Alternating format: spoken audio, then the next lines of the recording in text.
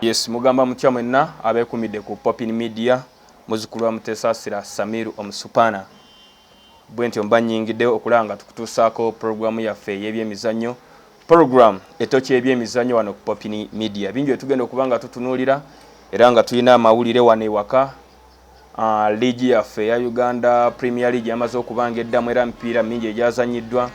Tugenda kuba tugitunulamu mpola mpola nga tugikuba mu toki nga wenkugambye nti programu yaffe etoki y'ebyemizannyo. Empiira gy'amasaza ga Buganda nagyo bwegityo gyazannyiddwa nga kwotadde ne ligi ya Uganda nga kwotadde ne ligi ya Premier League. Tuwerabira subscribinga genda bugenzi waliteka mutesi Popine Media osubscribinga osobole okubanga ofuna ebipya buli kimu ekiba kiguddewo okwetolola amawanga gonna ebyemizannyo amawulire gonna okutwaliza wamu wano ku Popine Media. Tugenda kuba tutandikako n'amawulire wano ewaka. Empiira egyazannyiddwa gyabadde gya masaza era ng'empiira gy'amasaza egyo gyabadde ku mutendera gwa quarter final era empiira bwegityo olunaku lwajjo gyakomekerezeddwa okwetoloola mu masaza ag'enjawulo wano mu Buganda. Omupiira gw'amawokota ne Buddu era ng'omupiira gwagenze okukomekerezebwa nga tewali alengedde katimba ka munne era ng'oluzannyo olwasooka Buddu yasobola okubanga ekuba amawokota mu maka gaayo wali mu Masakali Recreation Ground golo yali emu ku bwereere.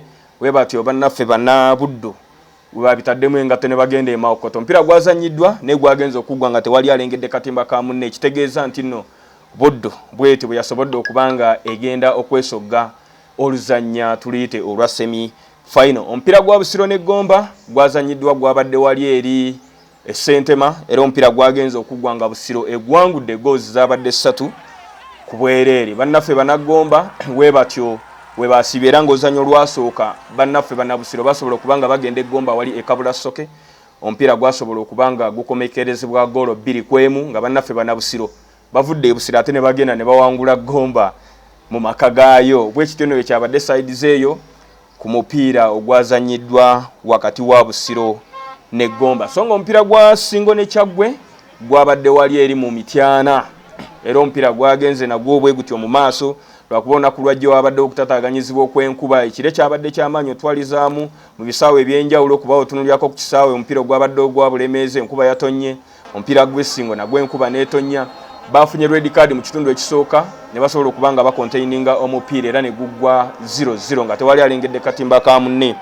Kino kitegeeza nti bannaffe bannasingo we bajja wali eri Nakisunga mu ssaza lya bannaffe aba Kyaggwe basobola okubanga bakuba Kyaggwe eggoolo yali emu ku bwereere era webatyo bannaffe bannasingo basobodde okubanga bakola amaliri mpaka we bayisewo ogenda okwesogga oluzannya olwa semi final. Omupiira gwa Bulemeezi ne Buweekula gwo omupiira gwabaddemu enkuba ali ekasenyi era omupiira gwadileyinze n'okutandika olw'okuba nti nno embeera teyabadde ennungi otwaliza wamu nga amazzi mangi mu kisaawe naye nga ate gulina okuzannyibwa era gwagenze okuggwa bannaffe bannabulemeezi nga omupiira gumudde goolo 1-1. Eddakiika zabadde 38 bannaffe bannabulemeezi be basoose okulengera akatimba nga bakyadde mu Buweekula ate nga Bulemeezi mu luzannyo olwasooka yasobola okubanga akuba Buweekula goolo 1 ku bwereere era omupiira ejjo gwagenze ne guddibwamu tugambe nti Lutanireege bannaffe bannabulemeezi ne bakulembera omupiira goolo yabadde emu nga bayita mu Fazili Tumwine eddakiika 38 bannaffe bannabuweekula webatyo ne bajja ne baba nga bafuna goolo yabwe okuva mu Michael Abula mu ddakiika eya 5 ekitegeeza kyabadde ekitundu kyakubiri omupiira ne guba nga guzikira goolo 1-1. Abayiseewo genda okwesogga oluzannyo oluddako kwe kuli bannaffe bannabusiro nga bagenda kuba bakwatagana ne Bulemeezi ate ng'era webatyo we baali mu kibinja era we tuba tetwerabidde Busiro asobola okubanga egenda e Bulemeezi n'ekubirayo Bulemeezi zaali goolo 2-1 ate era bagenda kuba bakwatagana. Tetumanyi ekintu kino kigenda kubeera kita naye genda kubeera mupiira munyuvu nnyo okutwaliza wamu. So nga bannaffe bannasinga batali Makambugu na Buddu weba tebagenda kuba bakwatagana ku semi final.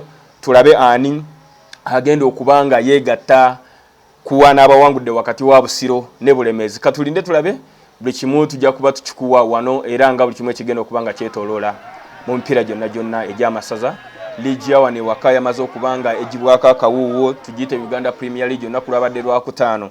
Club y'abannaffe Vipers wali mu maka gaayo aga St Mary's Kitende babadde basamba ne Solisto Bright Stars era ng'omupiira gwagenze okukomekerezebwa nga tewali alengedde katimba ka munne. Omupiira gwabadde munyuvu okusinziiranga fenna twagulabye kuba twalabye club ya Nafa Bright Stars nga basobola okukwata omupiira ne ba possessing omupiira ate nga ne club ya Vipers nawe wegukwata lwakuba twalabye nti no club ya Vipers yabadde ebulamuko kyenyinza okugamba nti babadde tebalina Bobosi wakati midfield ate ne Manzoki basobola okubanga bamutunda okusobola okubanga ayabulira club tugambe nti nga omanyi club nti ne bayetaaga okwekolera kasente kati wabawo tiimu ejja ng'eresa omusimbi ng'omusambi olaba nga agwanidde asobola okubanga atambula club y'abanafu aba Vipers we batyo batamanzuki era twalabye nga ku front line yaabwe okwabadde Milton Kalisa Yunus Center era twagenza okumaliza nga omupiira guwedde 0-0 nga tewali alengedde katimba ka munne wali club y'abanafe aba Vipers ku St Mary's ekitende omupiira omulala ogwazanyiddwa gwabadde wakati w'abanafe aba Bulu FC Bulu FC yabadde esamba ne club eya Black Powers eyakava wansi mu FUFA Big League songa club eyo yajjanga yetopinze era n'ekikopa kya Big League banafa aba Black Powers be bakirina ne basobodde okubanga bagwa ku ngo eriko omwana club y'abanafa aba Bulu FC okuvaali ejjinja we yabakutte ne bakube goals abadde 5 ng'ate Bulu yekyadde woba otunulidde omupiira n'ogamba nti no club y'abanafa aba Black Powers bali waka ate Bulu n'ava mu jjinja n'asobola okubanga agenda kwawe najja omupiira goals 5 kitegeeza ki kigezaako kulaga nti no club ya Bulu ebadde yetesitese bulungi omupiira departments zonna zikola ki departments zonna zikola era ensonga lwaki walabye nga Bulu yasobodde okubanga epulesinga bannafa Black Powers nesobola okubanga ebajjamu goals ezo zonna goals 5 bwekityo bwe kyabadde eri mu bannaffe abalira town club y'abanafu aba Council bazanye ne Wakiso Giants omupiira gwabadde wali eri Lugogo era nga gwagenza okukomekerezebwa nga club y'abanafu aba KCC esobodde okubanga ekuba Wakiso Giants goal zabadde 3-2 omupiira gwabadde munyuvu kuba otunulira omupiira ng'olaba ono ateeba bakuteeba oteeba eno nga naye bakuteeba kwegamba olabira ddala nga waliwo challenge y'amaanyi kati club y'abannaffe aba Wakiso Giants bataddewo embeera ne basobola okubanga omupiira ogwo baguteeba mu goolo 2 newankubadde nga KCC yabadde eri mu maka gaayo wali eri erugogo club y'abannaffe aba Bulu FC yasobodde okubanga erangirira mu butongole n'egamba bannaye bano bebasambi bange bengenda okubanga nkozesa bwe tugendako club y'abannaffe aba Gaddafi basobodde okubanga abasambi be ba registeringze wano mu Uganda Premier League kuliko goalkeeper bamuyita Magada Abdul kusima Crispus ne Mutakubwa Joero ono abadde asambira wali eri ku Express we batyo bannafa aba Gaddafi banyini sente basazo ne bamugamba nti no janguwa ne waffe osobola okubanga tunoonyezaamu side za wano Bossa Richards be bamu ku defenders be balina Bossa Richards Dani biri kwalira tumujukira ku St Mary's kitende era be bamu kubasumusa club y'abanafu abakyetuma okugireeta mu Uganda Premier League lwakuba kyetuma yafunamu ebizibu ebyagigwira gwenga nammwe mbadde mu biraba abasajja babagambye nti ate munnaye oqualifyinga okusamba lijo ino okubanga buli musambi ali well organized ayina passport ayina kiki mu presenting abasambi abagenda okubanga babasambira bannafu abakyetuma kwegamba bagenda ensonga ezo bagenda ne babikwasa kannabwala bagenza okumaliza bukimu nga bamaze okubanga bakoze eki babagamba mugenda samba region Dani biri kwalira ali mu club y'abanafu aba Gaddafi Magumba Bakari Waiswa Andrew byabaka Majon Bakaki Shafik omuvubuka tumujukirako club ya Vipers mu season ya 2017 be bamu kubasambira Vipers Buchuchera Jamaluddin Chiyemba Ibrahim Sechembe Sadik Chiyemba Latif bebo ba defender aba club y'abanafe aba Jinja Modern oba giyite Gaddafi ba midfielder kuliko Kakomo Amil Munguchi Steven Yaya Kakoza Mahad Sibira Yunus mujukirako ne club ya Bulu bebamu ku basajja abasambi omupiira ennyo era kati omulaba nga avudde wano mu Bulu ate najja neno mu Gaddafi ekitegeeza wabawo ekyenjawulo ky'abaalabye Kirya Amos Basangwa Richard oyo nno mwana wa Mulindo ali eri ku St Mary's kitende ne ya mulondinga wa asobola okubanga atereza omupiira weewaawo ng'e mubimanyi ebyakapiira Kasozi Nicholas ne Ngonde Elvis naye abadde ku Vipers wali naye nga mujjukira ku somero lya Jinja SS we batyo no club ya Gaddafi webeteeseteese midfield. Tugendako ku lugobo luteebi kuliko Bitham Ronald, Serunkuma Simon, Mirimi Frank, Odongo Johnson, Kalumba Brian, Kitata Alex ne Lwesibawa Godfrey. Ebyo nno weebityo webiri gwe muganda wange akyali eyo kilabu y'abannaffe aba Jinja Modern webatyo webeteeseteese. Mawulire manyi ge tulina era ge tugenda okubanga tukuwa gwe muganda wange akyekumidde ku Popine Media, era kyenyinza okugamba kiri nti genda mu maaso obenga osubscribinga. Tugenda kwa neno kilabu y'abanni Gaddafi era nga tukyali Gaddafi yamaze yatadde abasambi okubanga beeyongerako okuli Mujampani Paulo yagenze ne yegatta kilabu y'abannaffe Abambale Heroes eri mu region. Omusambi wabanga avudde mu super ate n'agenda mu region. Muli kiki tuyinza okugamba nti banoonya kasente oba ebeera promotion n'ebyo byonna byesigali kidde eri musambi ye asalawo nga ye n'agamba nti ngenda kuba ensambira kilabu bweti bata Mujampani Paulo bamuchayi mark era nga ne bamuchayi mark y'omu ku ba midfield abali basamba ku timu y'abannaffe aba Jinja Modern oba giyite Gaddafi Serwada Naziri era naye mwennyini abadde nga asambira kilabu y'abannaffe aba Gaddafi.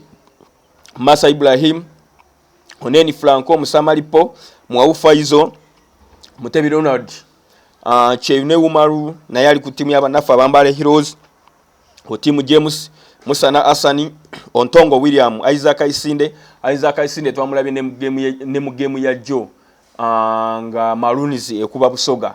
Ekitegeeza Isaac Isinde yavudde Gaddafi yasaze busazi n'asobola okubanga agenda wali eri ku Busoga United. Bate Sheif Mpanga Sula Kintu Sam ne Sebutinde Charles webatyo nno webasobodde okubanga babawalirizi. Tugendako kilabu ya Mbale Heroes bwetyo yasobodde okubanga eta abasambi bangi nno ddala abagizanyidde season ewedde era nga basamba ne semi-final za Uganda Cup. Ku basambi be basigaza kuliko Kasule Muhammad Didi oyo nga mwana w'Ejjinja, kuliko Makumba Steven. Wetugendako midfield abenjogeddeko abadde ba goalkeeper. Wetugendako mu midfield waliwo Wako Haivan, Lubankene Jofre ne Marunda Musa. Bebo bannaffe ba defender club y'abannaffe Abambale Heroes byasobodde okubanga esigaza mu midi waliwo Kabalasi Bahati n'ensamba Fahadi. Nga ku lugobo oluteebi kuliko Danga Chuderiki ne Kibirango Abat. Katate tugendako ku basambi abapya be bayingiza mu club kuliko Mujampani Paulo oyo gwe nkugambye abadde akwatira Gaddafi nga yaliko ne ku Bulu bwatyo yegatta club ya Mbale Heroes nga beteekera okuva mu region basobole okubanga bagenda mu Big League. Era otumya sirogani yaabwe bagamba nti mission Big League katubasabire kuba buli kimu kisoboka muganda wange mu kapira. Tugendako ku ba defender kuliko Mukobe Umaru yava mu Bulu FC, Serwada Naziru okuva ku Gaddafi ngenda kunyonyodde wali twabadde tuli ku mawulire ga Gaddafi, Goto Fredson okuva mu Bulu nga kwotadde ne Sentongo Abu okuva ku KJT Kampala Junior Team. Wetugendako midfield waliwo mwana mulenzi wamuyita Etojo Amos okuva ku kilabu ya Mida wali eri mu Tololo bwatyo yegase kilabu ya Mbale Heroes. Obwana Jack okuva kilabu ya Black Powers yazanye onako olwabadde olwajjo nga bannaffe ababulu bakola ki bagisabula.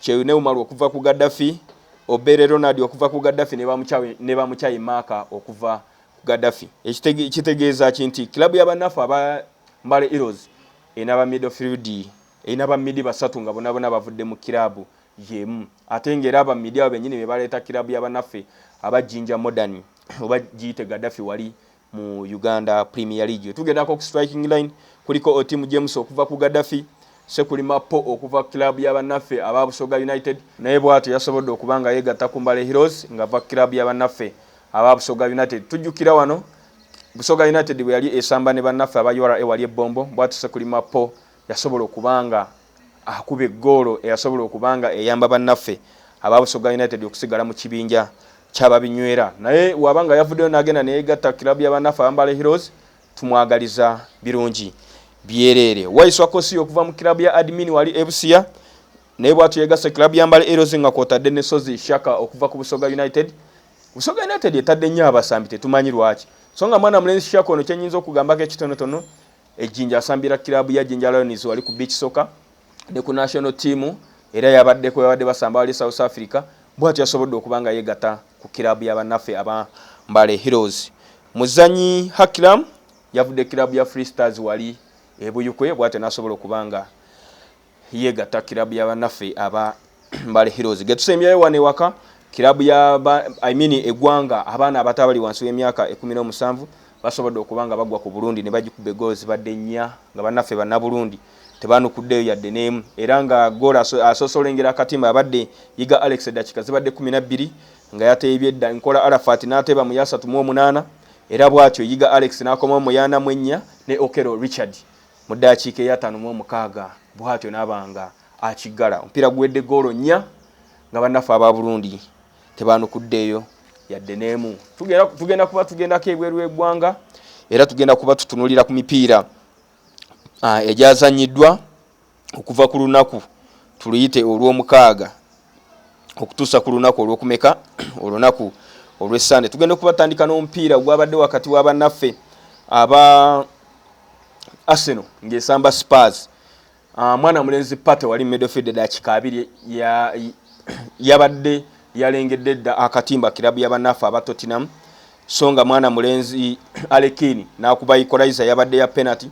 Jesus najja mu dakiika ya 49 ne Zaka n'akigala mu dakiika ey'enkaga mu 7. Bannaffe aba Spurs era mu ogwo omupiira bafunamu ekibumba nga mwana mulenzi Apekadio afuna ekibumba mu dakiika ey'enkaga mu 2. Omupiira ogwazanyiddwa wakati wa Chelsea ne Crystal Palace gwadde omupiira muzibu nnyo. Bannaffe aba Crystal Palace mu dakiika ya 7 nga bayita mwana mulenzi Eduardo babadde bamazedde okubanga balengera akatimba songa mu dakiika ya 38 Abumiyanga okuva mu kilabu y'abannaffe aba Barcelona okwegatta ku Chelsea bwatyo n'agatta era Chelsea nefuna equalizer ne mu dakiika ey'ekyenda Galaga eyava ku substitute bwatyo nasobola eyava katebe bwatyo nasobola okubanga alengera akatimba ne gusobola okubanga guzikira goals 2 kwemu. Omupiira omulala ogwabadde omunyuvu gwabadde wakati wa kilabu y'abannaffe aba Liverpool nga kwotadde Brighton nno munnaye ekubya abantu bangi twalaba neno ng'ekuba Maniu efukamiza abantu okutwaliza wamu era bwetyo yagudde kilabu ya Pool dakiika 4 Trossard nga amazedde okubanga alengera akatimba era n'abongera ne mu dakiika ye17 awo Liverpool nga bayita mwana mulenzi Famino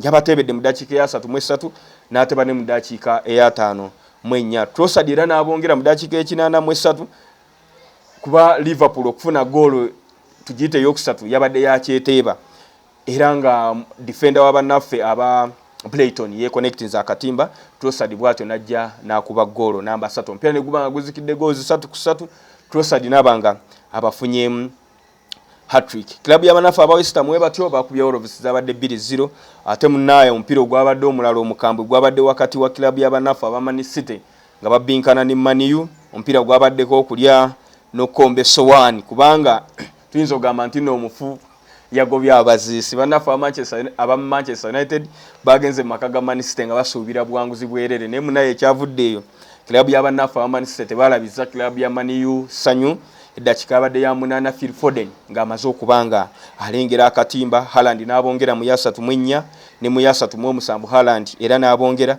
mu ddakiika ya 4 Foden n'abongera akatimba.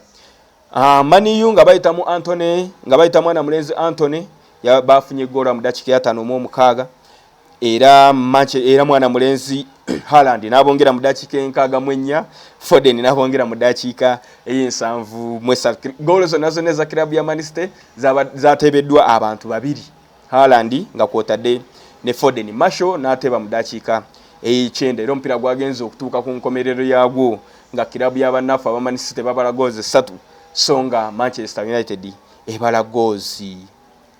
Man City abadde ebala 6 songa Maniu ebala goals 3.